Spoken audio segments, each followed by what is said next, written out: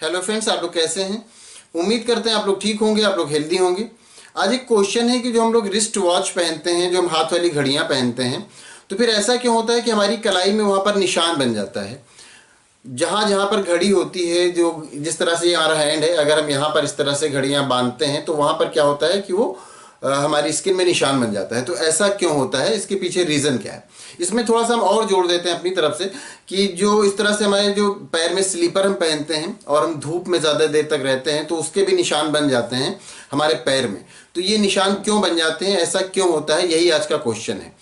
तो ये हम जानते हैं कि हमारी स्किन में मेलेनिन होते हैं, हमारी स्किन में मेलेनिन होते हैं और मेलेनिन की वजह से ही स्किन हमारी ब्लैकिश होती है। जिसमें जितना ज़्यादा मेलेनिन होगा जिसकी स्किन में, उतना ज़्यादा वो ब्लैकिश होगा उसकी वो स्किन का कलर।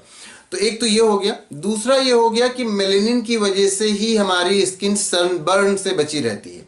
मेलेनिन हमारी स्किन को सनबर्न से बचाते हैं और मेलेनिन की वजह से ही हमारी स्किन का कलर ब्लैक होता है। ये दो चीज़ें मेलेनिन के बारे में क्लियर हो गई।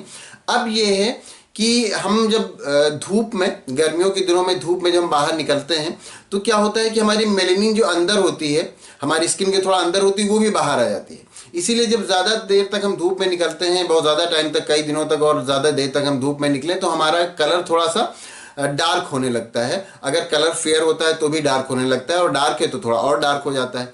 लेकिन अगर हम ये रिस्ट वॉच वगैरह पहन लेते हैं तो रिस्ट वॉच वगैरह पहनने का मतलब ये, हम इस तरह फिगर यहाँ पर ड्रॉ कर लेते हैं, देख लेते हैं कि जैसे ये हैंड है, ये यहाँ से रिस्ट शुरू होती है, ये कलाई शुरू होती है और यहाँ पर ये हमने वॉच पहन ली।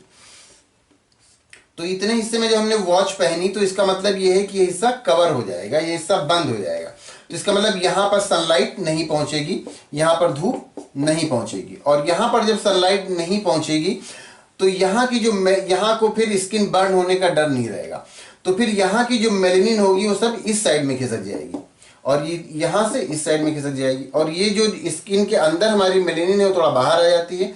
तो ये सब हिस्सा क्या हो जाता है, ये हमारा डार्क हो जाता है। जो स्किन से एक्सपोज होता है, जो सनलाइट से एक्सपोज होता है, सनलाइट में खुला हुआ होता है, वो हिस्सा डार्क हो जाता है।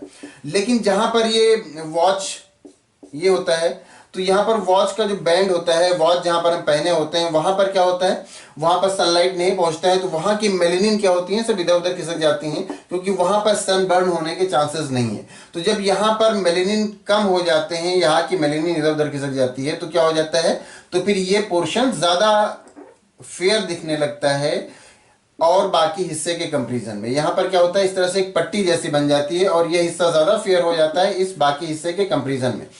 तो इसी से फिर ये होता है कि हमारा वो हिस्सा अलग दिखने लगता है, उसका निशान बन जाता है क्योंकि यहाँ की मेलेनिन खिसक के इधर आ गई और मेलेनिन ही उसको ब्लैकिश बनाते हैं। तो जब यहाँ मेलेनिन रही नहीं तो फिर ये हिस्सा क्या हुआ, ये फेयर हो गया और यहाँ ज़्यादा मेलेनिन है इस साइड में, तो ये क्या हुआ, ये हिस्सा डार्क हो गया।